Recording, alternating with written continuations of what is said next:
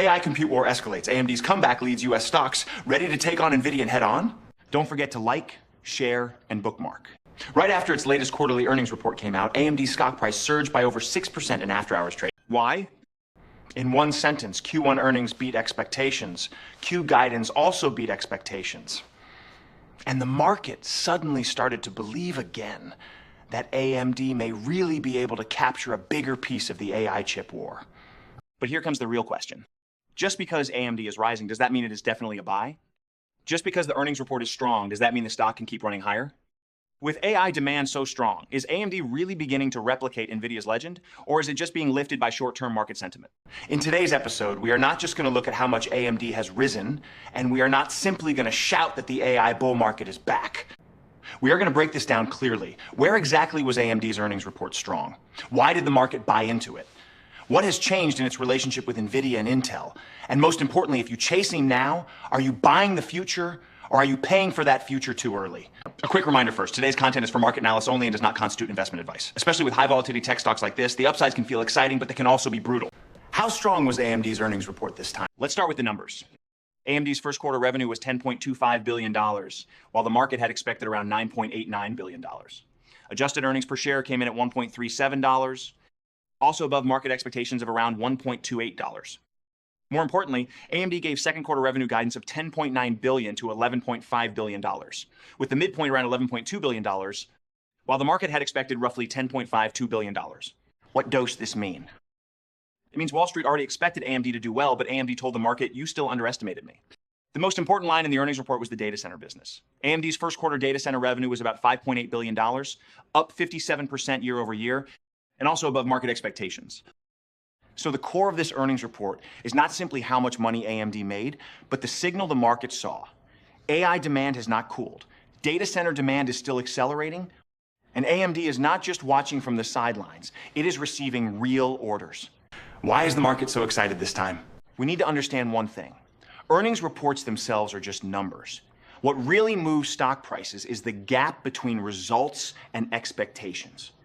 If a company's results are strong, but everyone already knew they would be strong, the stock may not rise. If a company's results are only average, but better than what the market feared, the stock may actually surge. AMD this time is a classic example of that expectation gap. For a long time, the market had two major questions about AMD. The first question was, can AMD's AI GPUs actually sell? The second question was, can AMD really open a gap in NVIDIA's dominant position? NVIDIA is simply too strong. It does not just sell chips, it sells an entire ecosystem. GPUs, CUDA, networking, server solutions, developer tools, and customer relationships. What AMD is trying to challenge is not just one chip, but an entire fortress. That is why the market has been conflicted about AMD for some time. On one hand, everyone knows AI demand is huge, and customers do not want to depend on NVIDIA forever. On the other hand, investors worry that AMD may only be a backup option, with orders but little pricing power, growth but limited profit leverage. The biggest effect of this earnings report is that it temporarily eased those concerns. When data center revenue grows 57% year over year, and when Q2 guidance is clearly above market expectations, investors begin to imagine again, if AMD can really continue winning AI server orders, and if cloud companies really start increasing purchases of AMD, GPUs, and EPYC server processors, should its growth curve be revalued? That is the underlying logic behind the stock's rise. It is not because AMD suddenly became NVIDIA. It is because the market is starting to reprice AMD as something closer to a core AI asset than previously believed. Where is AMD's real opportunity? AMD now has three major opportunity lines. The first is data center CPUs. This is a part many people easily overlook. Whenever people talk about AI chips, they tend to only look at GPUs. But servers are not only about GPUs. CPUs are also very important. AMD's EPYC processors have been taking share from Intel over the past few years, especially among cloud service providers and enterprise data centers, where AMD is competitive in performance, power efficiency, and cost effectiveness. Intel is still very large, but its execution problems over the past few years have created room for AMD. As long as data centers continue expanding, AMD's CPU business has a foundation for continued growth. The second opportunity is AI GPUs. This is what the market is most excited about. NVIDIA's tight supply, high prices, and customers' excessive dependence on it all create opportunities for AMD. Major customers do not like having only one supplier, especially cloud and AI giants like Microsoft, Meta, Amazon, and Google. They definitely want a more diversified supply chain. Even if NVIDIA remains the first choice, AMD can still have enormous revenue potential as long as it becomes a reliable second choice. The third opportunity is platformization. Future AI infrastructure competition will not be just about a single chip, but about the full system. CPUs, GPUs, memory, networking, software, and server architecture. If AMD can package EPYC CPUs, Instinct GPUs, an open software ecosystem, and server solutions together, its story will no longer be just I sell a cheaper GPU, but I can provide customers with a more flexible AI computing solution. That is the key to whether AMD's valuation can continue moving higher. But the risks are also obvious. At this point, many people may already be getting excited. AMD's earnings are so strong, AI demand is so hot, so should we just chase it with our eyes closed? Not so fast. The most dangerous moment in the market is often not when a company is bad, but when everyone believes it must be good. AMD now faces three major risks. First, valuation risk. After an earnings beat, the market can quickly price several years of future growth into the stock. The problem is that if growth slows in a future quarter, or if gross margins fall short of expectations, the stock could correct sharply. Second, competitive risk. NVIDIA is not just standing still waiting for AMD to catch up. It has technological advantages, a software ecosystem, customer stickiness, and rapid product iteration.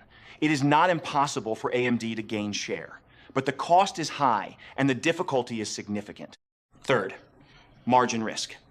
Strong AI chip demand does not mean every company selling AI chips can earn NVIDIA-level profits. If AMD uses more aggressive pricing to win customers and gain share, revenue may look impressive, but profit leverage may not look equally strong.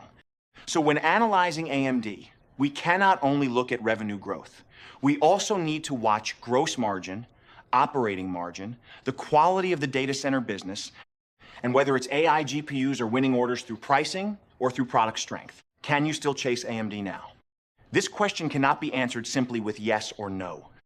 If you are a short-term trader, what you need to watch is not whether AMD is good, but whether market sentiment has already gone too far. A big post-earnings rally often attracts momentum buyers, but it also attracts profit-taking. The biggest short-term risk is a stock spiking on good news and then fading as the news gets priced in. If you are a medium to long-term investor, what matters is not 1 or 2 days of price movement, but whether AMD can prove three things over several consecutive quarters. First, data center revenue must continue growing at a high rate. Second, AI GPU orders must continue expanding, rather than showing just a one-time surge. Third, margins need to improve along with revenue. If these 3 points hold, AMD's story is not over yet. If any one of these three clearly breaks down, the market may quickly switch from calling AMD the second king of AI to saying the valuation is too expensive. So my view is this. AMD's earnings report this time was genuinely strong, and not just strong on the surface. The data center growth story is truly strong, but whether the stock is worth chasing depends on whether you are buying post-earnings excitement or buying the company's ability to keep delivering over the next few quarters. Let's talk about the broader context. What does this mean for the broader tech stock market? AMD's earnings report has a broader meaning. This is not just about AMD. It shows that investment in AI infrastructure is still continuing. As long as data center demand remains strong, the market will continue paying attention to semiconductors, servers, memory, cooling, power, and cloud computing. So AMD's rally may cause the entire AI hardware supply chain to be re-examined. But we also need to be careful here. The market's tolerance for AI-related disappointments is falling. In 2023 and 2024, as long as a company said it was related to AI, its stock could rise. By 2026, the market wants orders, revenue, profits, and guidance. In other words, AI stories still have value, but empty stories are becoming less and less valuable. AMD rose this time because it delivered real numbers. Next, other AI companies will also have to let the numbers speak. So to summarize, AMD's Q1 earnings report can be described in 3 phrases: expectation beat, data center growth, and AI validation. It proved that AMD is not just telling an AI story, but is actually benefiting from real data center demand. It also proved that beyond NVIDIA, the market really does need a second strong AI chip supplier. But for investors, the most important question is not whether AMD is a good company. The answer to that is probably yes. The real question is, at the current price, how much of the future has the market already believed in ahead of time? If AMD continues beating expectations over the next few quarters, today's rally may only be the beginning of a revaluation. But if AI orders, gross margins, or guidance after Q3 fall short in any way, the stock could become very sensitive. So the core view of this episode is AMD deserves close attention, but chasing the stock requires discipline. It is one of the most imaginative challengers in the AI chip battlefield. But once a challenger's valuation gets too full, the volatility can be harsher than expected. What do you think?